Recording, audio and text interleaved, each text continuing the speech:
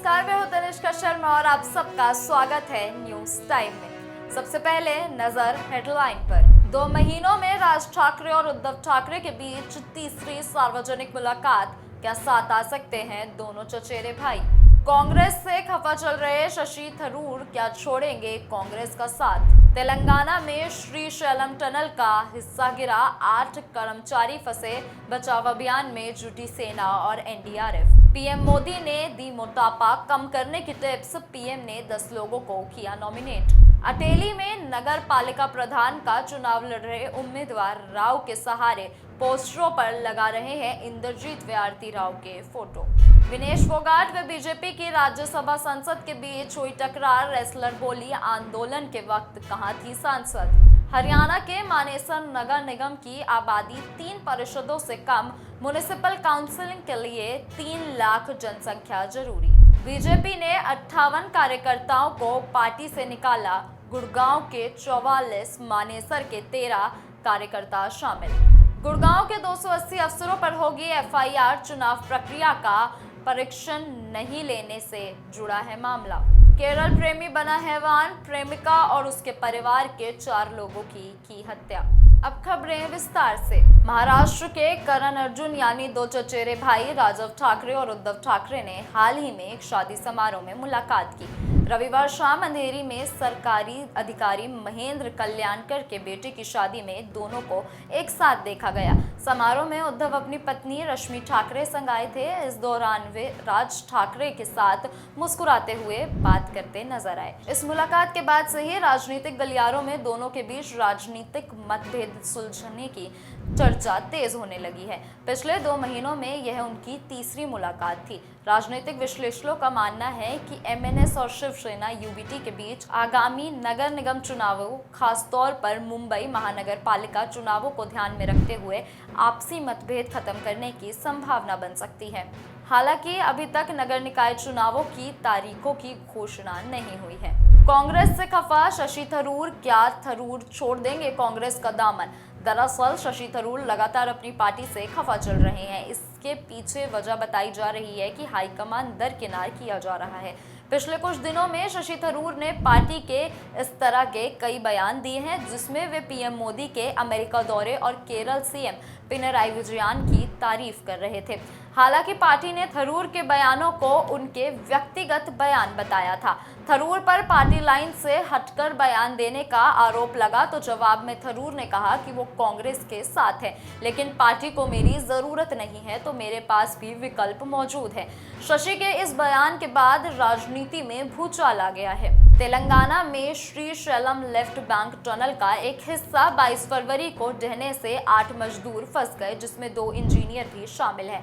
अब तक इस घटना को 48 घंटे से ज्यादा का समय बीत चुका है, लेकिन मजदूर अभी भी सुरंग में फंसे हुए हैं। भारतीय सेना, नौसेना, एनडीआरएफ, एसडीआरएफ लगातार बचाव अभियान में जुटे हुए हैं। भारी मात्रा में मलबा और कीचड़ बचाव कार्य में बाधा डाल रहे हैं। अब उत्तराखंड में सिलक्यारा टनल बचाव अभियान में शामिल रेड माइनर्स की टीम बचाव कार्य के लिए पहुंच चुकी है, जिससे लोगों के बचने की उम्मीद बढ़ गई है। तेलंगाना के मंत्री जुलपल्ली कृष्ण राव ने लोगों के बचने की संभावना को कम बताते हुए कहा कि 8 लोगों के बचने की संभावना बहुत कम है। हालांकि उन तक पहुंचने के लिए हर संभव प्रयास किया जा रहा है। मोटापा देश में बड़ी समस्या बनकर उभर रहा है। लैंसेट की रिपोर्ट के मुताबिक भारत की 70% शहरी आबादी मोटापे या अधिक वजन वाली है। प्रधानमंत्री नरेंद्र मोदी ने रविवार को हुई मन की बात में देश से बढ़ती मोटापे की समस्या को उठाया। इस पर उन्होंने लोगों से मोटापे से निपटने के लिए कुछ टिप्स भी साझा किए। उन्होंने लोगों से खाने के तेल में 10% की कमी करने जैसे छोटे छोटे प्रयासों से मोटापे को खत्म करने के सुझाव दिए। इसके साथ ही उन्होंने सोमवार को पीएम मोदी ने एक्स पर पोस्ट लिखते हुए आनंद महिंद्रा, उमर अब्दुल्ला जैसी 10 हस्तियों को नामांकित किया कि ताकि वो सभी लोगों को मोटापे के खिलाफ जागरूक कर सके। साथ ही वे अन्य 10-10 लोगों को नामांकित करके इस अभियान से जोड़े। हरियाणा के महेंद्रगढ़ जिले के अटेली में नगर पालिका प्रधान पद के 4 उम्मीदवारों को केंद्रीय मंत्री राव इंद्रजीत सिंह और आरती राव से उम्मीद है। मैदान में उतरे चारों प्रत्याशियों ने वोटरों को अपनी ओर करने के लिए दोनों के फोटो लगा रखे हैं। ऐसे में वोटर भी कंफ्यूज हैं कि कौन सा उम्मीदवार राव का असली समर्थक है। अटेली नगर पालिका में प्रधान पद के लिए वैश्य समाज से पूर्व पार्षद संजय गोयल और यादव समाज से डॉक्टर विकास, जांगीर समाज से सतीश ठेकेदार और ब्राह्मण समाज से गौरव शर्मा थे, लेकिन गौरव शर्मा ने खुले में अपने समर्थन संजय गोयल को दे दिया। ऐसे में अब यहाँ पर 4 उम्मीदवारों में मुख्य मुकाबला माना जा रहा है। हरियाणा में भाजपा की राज्यसभा सांसद रेखा शर्मा और कांग्रेस विधायक विनेश फोगाट आमने सामने हो गई हैं।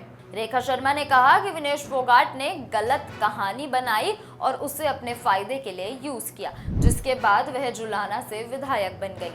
अगर मैं पहले आ जाती तो फिर विनेश फोगाट यहाँ से नहीं जीत पाती। इस पर विनेश फोगाट ने पलटवार करते हुए कहा कि जब खिलाड़ी सड़कों पर थे तो तब रेखा शर्मा ने उनका साथ क्यों नहीं दिया। रेखा ने काम नहीं किया, इसलिए उन्हें राजनीति में आना पड़ा। अगर रेखा साथ देती तो वह खुद उनके लिए टिकट मांगती। रेखा शर्मा रविवार को जींद के जुलाना पहुंची थी, जहां उन्होंने बिना नाम लिए विनेश फोगाट पर निशाना साधा। हरियाणा के नगर निगम मानेसर की जनसंख्या को लेकर अब सवाल उठने लगे हैं। कानूनी रूप मानेसर को नगर निगम का दर्जा दिया जाना अवैध बताया जा रहा है। नियमों के मुताबिक प्रदेश की हर नगर निगम की आबादी मिनिमम 3 लाख होनी चाहिए, जबकि मानेसर की कुल वोटर संख्या 97,076 दर्शाई गई है, जिसमें से 51,032 पुरुष मतदाता जबकि महिला मतदाता की संख्या 46,041 है। ट्रांसजेंडर 3 है, जबकि यहाँ की आबादी 1.60 लाख दर्शाई गई है। यह खुलासा सरकार के द्वारा नोटिफिकेशन में पहले ही हो चुका है। सबसे हैरानी की बात यह है कि मानेसर नगर निगम की जनसंख्या अन्य 9 नगर निगमों में से सबसे कम है, बल्कि प्रदेश के 3 नगर पालिका परिषदों में से भी कम है। इनमें अम्बाला सदर कैंट नगर पालिका परिषद में 1,78,000 वोटर हैं, वहीं सिरसा नगर पालिका परिषद में 1,60,000, जबकि थानेसर कुरुक्षेत्र नगर पालिका परिषद में 1,37,000 मतदाता हैं। गुरुग्राम में नगर निगम चुनाव में पार्टी विरोधी गतिविधियों में शामिल होने और पार्टी के खिलाफ बागी होकर चुनाव लड़ने के आरोप में भाजपा ने 58 कार्यकर्ताओं को 6 साल के लिए निष्कासित कर दिया है। इनमें गुरुग्राम के 44, मानेसर के 13 और पटौदी का 1 कार्यकर्ता शामिल है। देर रात भाजपा जिला अध्यक्ष कमल यादव की ओर से एक पत्र जारी किया गया। इनमें पूर्व मेयर विमल यादव और पूर्व डिप्टी मेयर परमिंदर कटारिया का नाम भी शामिल है। जिला अध्यक्ष कमल यादव ने बताया कि प्रदेश अध्यक्ष मोहन लाल बडौली से विचार विमर्श के बाद इन नेताओं को 6 साल के लिए निष्कासित कर दिया गया है और इनकी प्राथमिक सदस्यता समाप्त कर दी गई है। गुरुग्राम में चुनाव प्रक्रिया का प्रशिक्षण ही लेने वाले अधिकारियों पर कार्रवाई के निर्देश दिए गए हैं।